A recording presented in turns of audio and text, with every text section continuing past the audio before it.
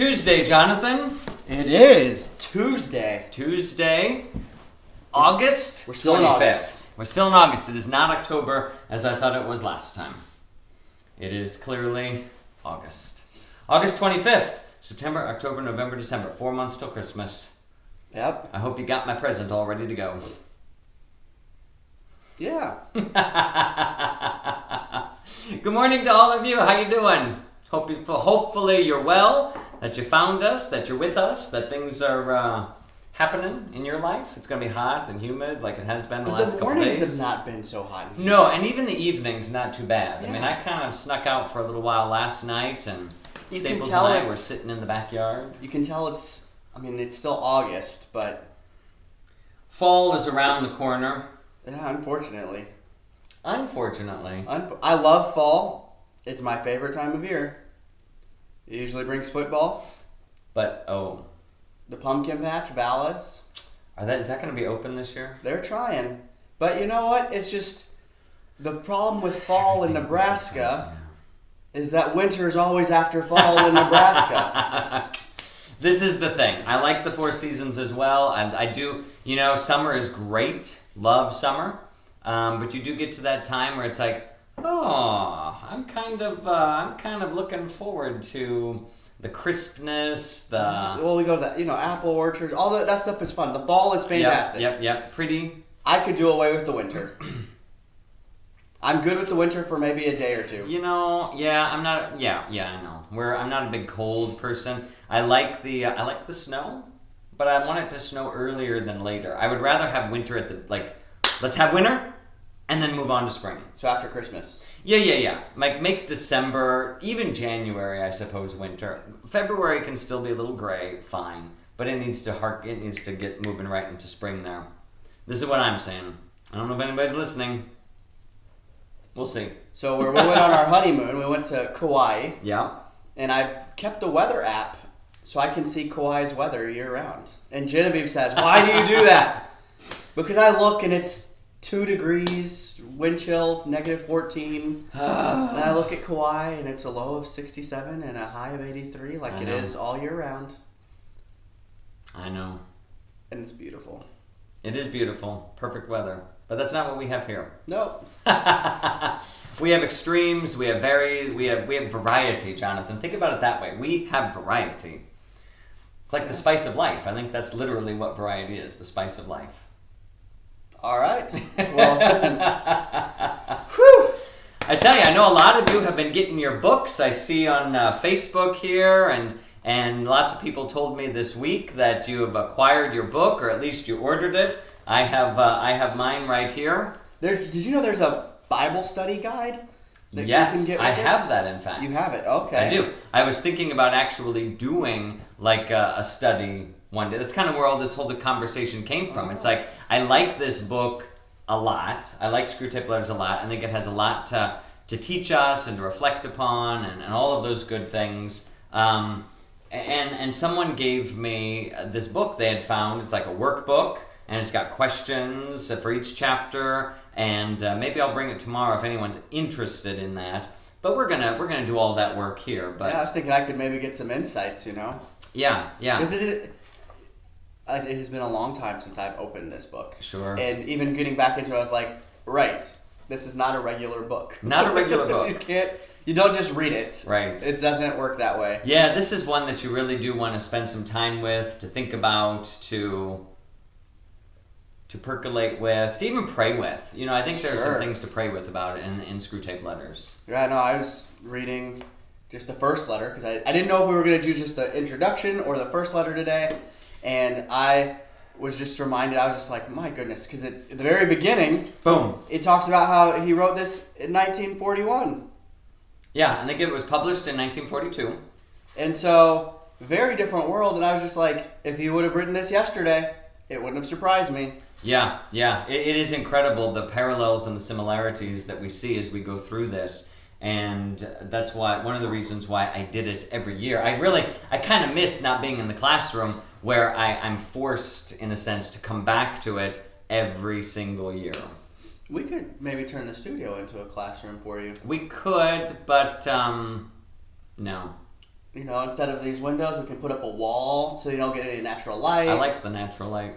Blackboard, No. chalk. Blackboard. Who uses blackboards anymore, Jonathan? It's all PowerPoint and... I'm sure you taught with a blackboard and chalk. I did start with a chalkboard, and then it moved to a whiteboard. I taught in Catholic school, so we held on to those blackboards as long as we could because we couldn't afford to change everything out to whiteboards. I still had to turn where I had to go out after school sometimes and clap the erasers. I did that in elementary school. Yeah. Sure. That was a chore. That was one of our assignments. You have to take the erasers out and clap them, and one of us had to wipe down the board. See, the fun thing was, so it's two people. You had to do the Yes. erasers. Then you got the wet sponge that you got to wipe the board down. And that was fun. That was always fun because it was like, it gets all foggy throughout the day and then you wipe it clean and then you get a sense of satisfaction. Yeah. It was like instant, look at that, it's beauteous. Yeah. Well, today I thought, Jonathan, first of all, I guess we should say it's the feast of St. Louis, after whom the city in Missouri is named. St. Louis was... 12th or 13th century king of France, and he was known for being a good Christian king. He especially is remembered for his letters that he wrote to his sons who would take over the throne, and encouraging them that if you're going to be a good leader in this world, you must first be a good subject of the king. And that you always have to have Christ in front of you if you even hope to live here. Yeah, and he goes on and gives all sorts of advice. And so, he was a man of his time, and he was devotional. He's remembered for the churches and the shrines that he built and supporting and promoting the faith. And so it was just, again, a different time, but a good king. It's also the feast of St. Joseph Calazans, I believe, and he was, interestingly enough, he was the founder of public education. We often don't think that the church was the founder of public. Most people a lot of non-Catholics or anti-Catholics tend to forget that most of the things our society relies on today was introduced by the church. Churches. It was for the poor. It was for those who could not afford fancy schools, who could not afford tutors, who could not afford. And so he established a school that was open for everyone and anyone, that they could learn and be educated. And so even though it was a Christian school, because faith was never taken apart from... That was culture. It was part of the culture. We're in Western civilization. Everything is Christian. And so it's just part of your life. But essentially it was the first public school. And so he's not only... patron of all Christian schools, but he is patron of all public schools as well, because... I said churches. Once again, the Catholic Church. I'm still trying to get used to this whole early morning routine. Usually I'm still sleeping right now. 8 o'clock. Okay, maybe I'm not still sleeping. But I meant to say schools, hospitals, all these things that we really take for granted. Yeah. Thank you, Christians. Thank you, Catholic Church. Catholics. Yeah, Catholics, not even just Christians. Catholics. University system, the school system, the hospital system, nursing home systems, the grocery store. No, maybe not the grocery store. Maybe not the grocery store. But there was a lot that the church brought us. And there's some great books about how the church saved Western civilization or built Western civilization. And it's just a reminder that we forget how much our Christianity has informed and changed the culture of the world. Yeah. That the world was not interested in that. The world was more interested in warmongering and power and well, I think we're going to get into that a little bit in the next few weeks. Yeah, there's a lot of that. Yeah. That devil. Well, so let's talk about that. We have a few questions that were left over from last time and a couple that some people had noted today. We talked last time about the angels being genderless. Yes. That because they are pure spirit, there's nothing to engender. There's no gender because they have no body, and without a body you cannot have a gender. And so there were some questions about that. There was one about in Scripture, particularly in Chronicles, it makes reference to the fallen angels having relations with the children of men. and it's this strange thing. And I think it was part of the scripture writer's way of explaining this race of very large people, the race of giants, as sometimes they were called. And it's like, whoa, they must be children of angels and men. And so they kind of worked that in there as an explanatory, almost a mythological explanation of how that race came about. But I think what one finds, and we might get into that as we go through the Screwtape letters, is that because the angels themselves now have turned from God and are depraved, they crave and desire the things that they should not crave and desire. And so while they may not have had intercourse or relations with human beings as we understand that to be, nevertheless they consorted with them. In the sense that, and I mean, that's what temptation really is. It's, let me get in there and change you and kind of make you mine, and not from a loving perspective, but definitely from a conquest So did perspective. they lose everything that they had when they were with God? No, not everything. I mean, in a sense that they still are creatures. But I mean like creatures. The relationships. Because, a lot of times I've heard hell is described as isolation, and then maybe even that sense of love or belonging to something. Yeah. We often think that the angels are kind of like the Justice League and the Legion of Doom. That all the villains kind of get together and they hang out and they plot against the superheroes and that. But that would require far too much communion. That even I think in the comic books, when villains work together, typically is not for a long period of time, because they eventually want to kill each other or take over or They can't whatever. get over themselves. They can't get over themselves. They are very much isolationists. They are not in communion with one another. So, I mean, I think that will be part of our discussion as we enter into the mind of the Screwtape letters and kind of see what these are like. Another question kind of down that same road was, if they were genderless, why does the scripture always record all of the angelic names in the masculine? That it's interesting because in popular culture, whenever you have a statue of an angel, or the angel on top of your Christmas tree, or the angels in your nativity scenes, they're always women. Yeah. Almost exclusively are they women. In the scriptures, all of the angels are portrayed as men. They're all Michael, Gabriel, Raphael, and all of the angels that always appear as men. And part of that is probably just the cultural perspective that the scriptures were written in, of kind of the male-ordered society. Mm-hmm. But I think also part of it is because the angels come to humanity as messengers of God.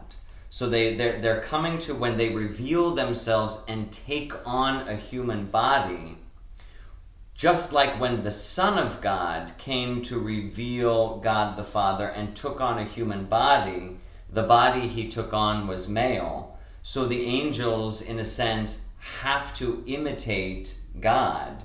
And so when they take on the image of humanity, it's the image of Christ. It's the image of the Son of God, the pure Spirit who took on a human form.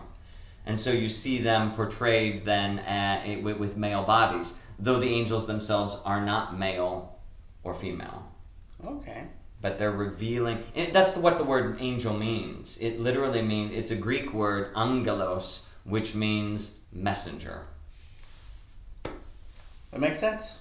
So when you read the Annunciation, you can translate it in two ways. The angel Gabriel came to Mary, or the messenger Gabriel came to Mary.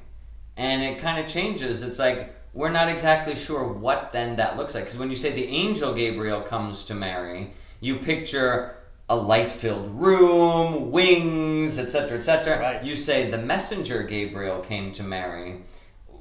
Was she even aware that she was speaking to heaven right away? Or did Gabriel look entirely human in that moment? Yeah. And which is what made it even more confusing for Mary.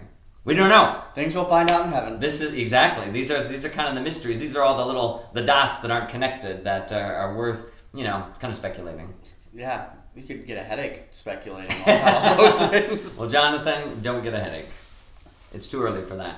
So today I thought what we would do is we would talk a little bit about the background of the Screwtape letters. So if you haven't got your copy of the Screwtape letters, C.S. Lewis, the Screwtape letters. I suppose you don't have to read them. You'll glean all kinds of stuff from us as we go through this. But it's a good thing to have. I believe that you can find online, maybe even on YouTube, they have each of the chapters read or performed, as it were. So you can listen to them, and it's like they'll have like chalk drawings, like Maybe kind of that's drawing. what I need to do. Yeah. So if you're kind of a visual oral person, that might be a good way to do it. If you don't have your book, just kind of do some searching. I know Focus on the Family got the rights to do a whole radio drama of the Screwtape letters at one point, and I think that's maybe Andy Serkis was the guy who played Screwtape. He's the guy who played Gollum in The Lord of the Rings. I had no clue who Andy Serkis was, but I know Gollum in Lord of the Rings. Yes, so he's the guy that voices Screwtape. He doesn't use the Gollum voice, though, right? He uses a creepy voice. Oh, well, Gollum's voice is... Because Screwtape is kind of creepy, so it's been a while since I've listened to that, so that might be everyone's homework to go do that. I'm going to do it, because now I'm curious. Yeah. But not right now. Focus on the Family. That's who got the rights on it. So I'm sure it's on YouTube and you can find these things out there. If you don't have your book, but get your book. Get your book. So this I read last night. I couldn't sleep last night. I think I got like 3 hours of sleep. Were you total. too excited for this? I was so excited for this. That's what it was.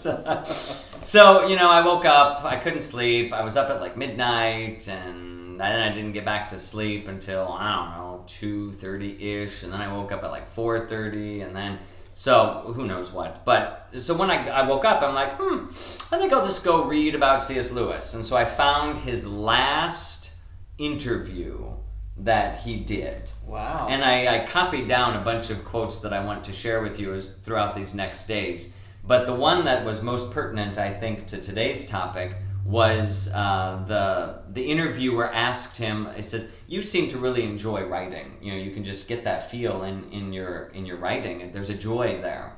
And, of course, Lewis said something like, well, of course, I don't think you should write if you don't love it, and I do. He said, the only book, however, that I did not enjoy writing was the Screwtape letters. He said, because I had to think from the perspective of the evil one, and every good has to be made into a bad, and every bad has to be made into a good, and he said, it just gets tiresome and, basically a gravel taste in your mouth. Well, it's the opposite of what we're made in order to do. Yeah. So he does a phenomenal job, but he takes the good and manipulates it and just contorts it, twists it, and he shows us exactly what the evil one does. And it's beautiful the way he can do it, and it's haunting the way he can. Because we all understand it. That's the sad part. We will all recognize the evil one in here. Yeah, Lewis, I think he might have even said in here that there's no way he could have written this book from the opposite perspective, from the perspective of an archangel writing to an angel who's a guardian angel. He said, I so don't possess that charity, that perfection of insight, that beauty, that whatever, that they would communicate without words but in music. There's no way I could be able to do that. And so, the Screwtape Letters by C.S. Lewis. So did you read the prologue? I did. It's very short. He dedicates the book to J.R.R. Tolkien. I don't know if you noticed that at the very, very beginning. Tolkien and Lewis were good friends. They were drinking buddies. They were drinking buddies. They hung out at the Eagle, or the Eagle on something. I forget now all of a sudden. But the pub, there was a pub, there's many pubs in England, at a pub, they hung out in a group called the Inklings, and basically they would share their writing with one another and comment and critique it, and Tolkien did not like this book at all. He was very critical of it, and I think that's why Lewis, as a good friend, dedicated it to him. Man, to be sitting in the booth next to them, adjacent to them. Can you imagine, or just in the booth. To be the barmaid that brings the stouts and just to catch some of their words. I always thought if I got another dog, if I got a little black Scotty, I would name him Inkling after the Inklings. But I don't know if that's going to happen. There's a small group in Platteville when I was a missionary there. That was called the Inklings. Yeah, it was a good book. It was a good group for these guys. So we begin with 2 quotes. Yes. The best way to drive out the devil, if he will not yield to texts of Scripture, is to jeer and flout him, for he cannot bear scorn. Martin Luther. The devil, the proud spirit, cannot endure to be mocked. St. Thomas More. What does that say to you, Jonathan? Well, it kind of goes against what it's like, you don't tempt the devil, you don't flirt with the devil, and this is just saying, just put him in his place. Yeah. Basically, and it's bold. It is bold. It is very bold. And what it reminds us is that, they often talk about the original sin as being pride, and it's kind of sits at the heart of who Satan is, that Satan's fall was a fall in pride. And it was because of pride that he turned from God, and so that there's nothing that he hates more than to be humiliated or to appear not powerful. I always tell people this all the time. So often Christians, and there's a strange thing in Christianity and among faithful people, that they almost want to be attacked by the devil. I don't understand it. I think it makes them feel special. That, I'm under spiritual attack. Well, maybe not.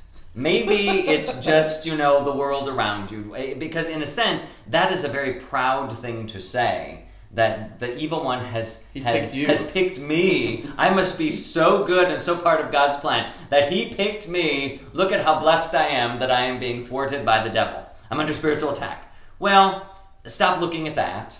And start looking at Jesus, and things are going to change real quickly. Because that is the power that the evil one has. He just wants to keep you looking at him. And as soon as you stop looking at him, he's got no power over you. So if you are under spiritual attack, stop looking at the devil. It's probably your own darn fault.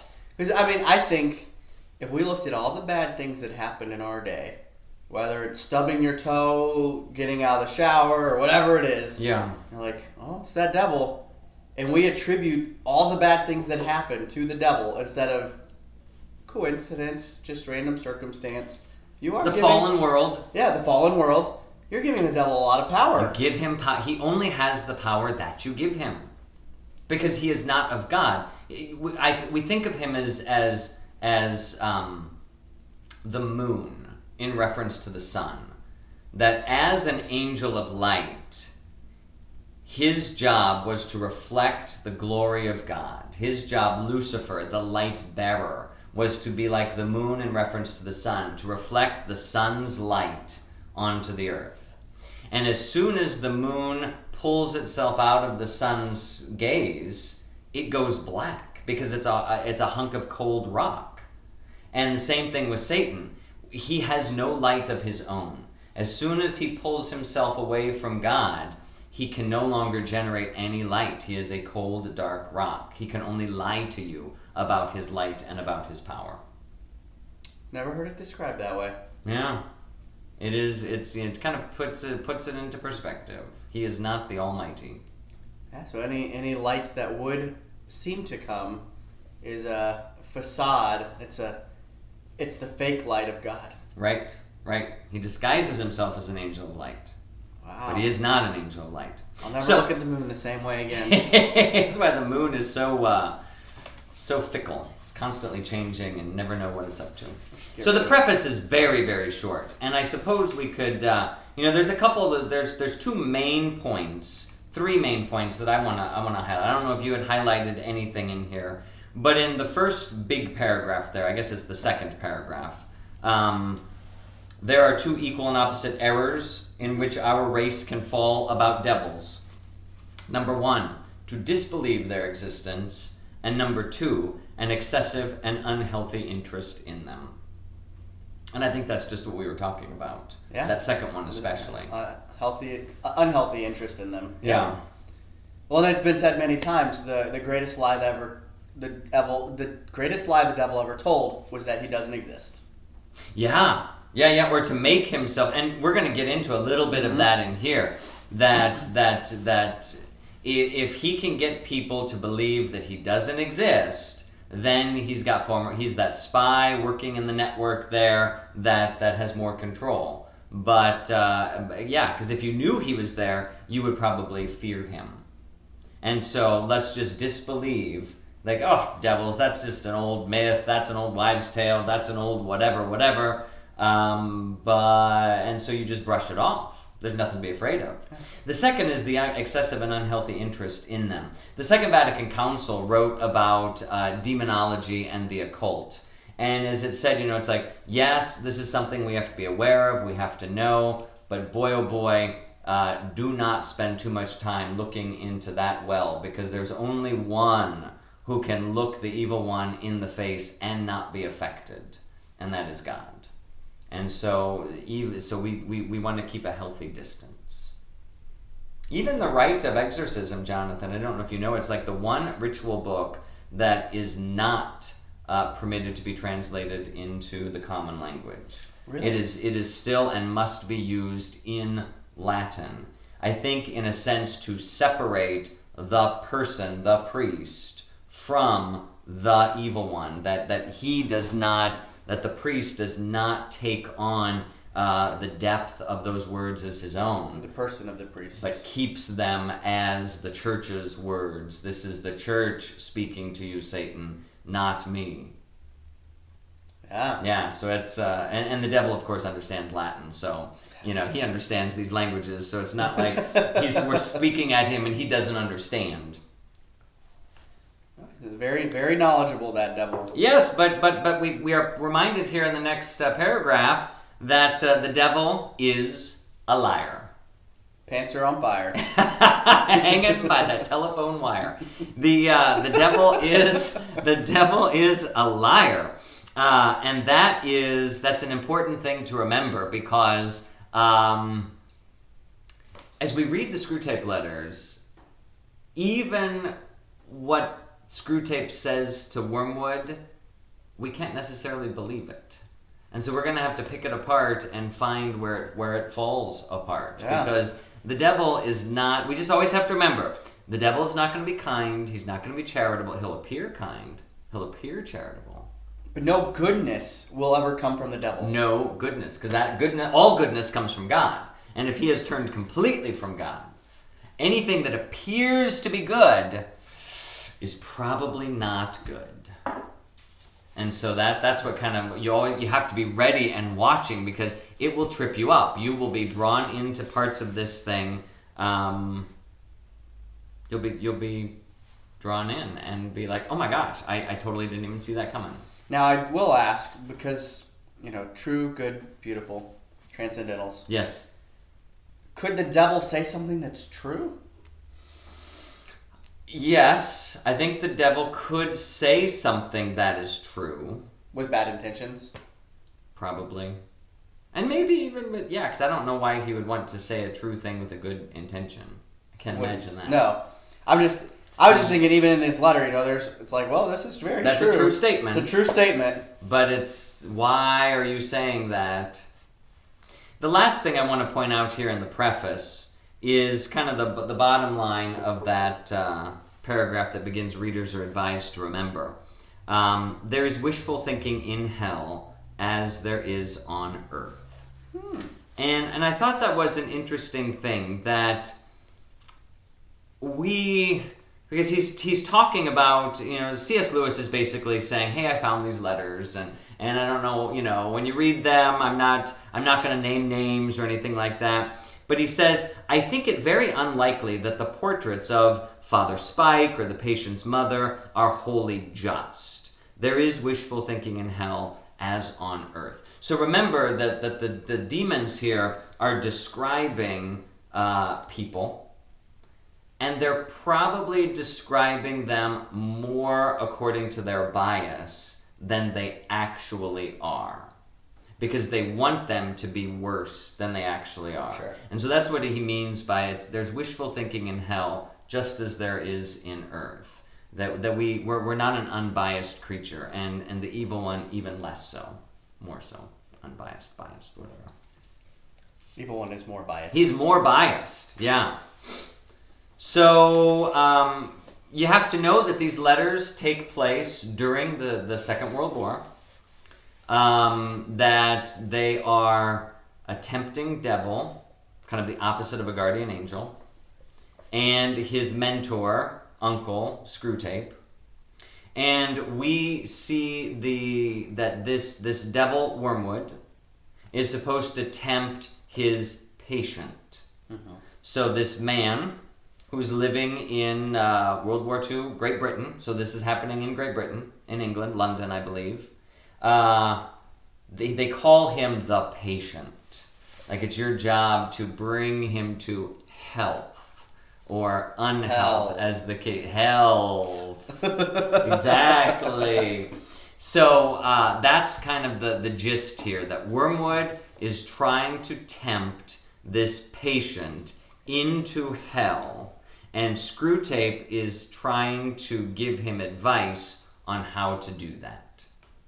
So that's kind of the setup. So for tomorrow, we will go through chapter 1, or letter 1, and we'll what I do, and what I would encourage you to do, because of course we're not going to read it word for word. That would probably break all kinds of copyright things. What I do is I underline, I think, the key words in the book, and I write my notes in the margins there so that I can, it's kind of a summary statement of what's going on, and maybe I'll draw a picture if that's helpful, or a diagram. And then I go back and I titled each of the letters. Oh, wow. And that was an assignment that I gave to my students every day. And so the first thing we would do is, what did you title this letter and why? What did you title this letter and why? What is the point or the thesis of this? And so give it a nice creative title. And so, Jonathan, that's your homework.